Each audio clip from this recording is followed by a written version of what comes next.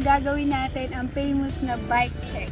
So, let's start. Ipapakilala ko sa inyo ang aking baby. So, this is baby Athena, Aeroic 2020.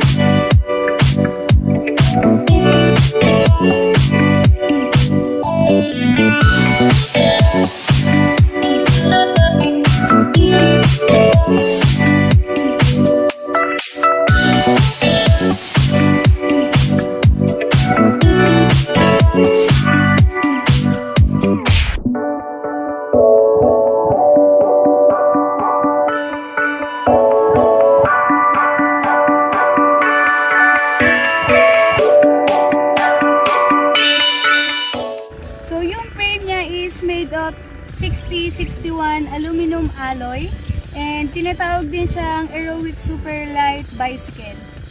So yung size ng frame na to is small.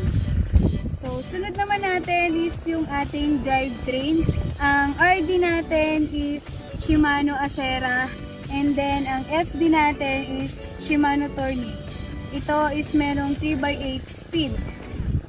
Yan. So for the crankset natin is pro wheel, and then yung pedal natin is mountain peak. Dito naman tayo sa seat post. So yung seat post niya is Aeroic na 31.6 mm, and then yung saddle niya rin is Aeroic. Dito naman sa ating wheel set, yung tire niya is CST all-terrain, and then yung rim niya is Aeroic. Yan. So, next is yung ating stem and handlebar is Aeroic pa rin. And then, yung brake naman natin is Shimano na hydraulic MT200.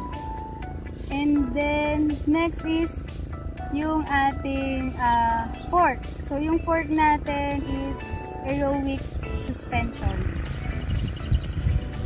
Yun lang. So, sa accessories naman natin, ang dinagdag na nating accessories dito is etong silicone handle grip, and then yung etong brake lever cover. So, syempre, pink pa rin. Kasi syempre, favorite natin, white and pink. And then, naglagay din tayo dun ng tape para protection niya na hindi magasgas dahil dun sa kadena. And for the upgrade naman, so isa lang naman yung in-upgrade ko dito, yung RD. Yung RD niya is from Shimano Tourney. Nag-upgrade tayo to Acera. So isa pa sa accessories natin is itong battle cage natin is Aeroic, and syempre ang ating water bottle is from Decathlon. Decathlon, baka naman. So yeah.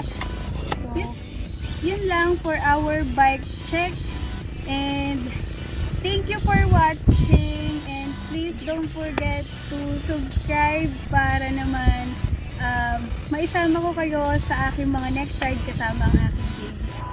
So thank you for watching. Bye bye.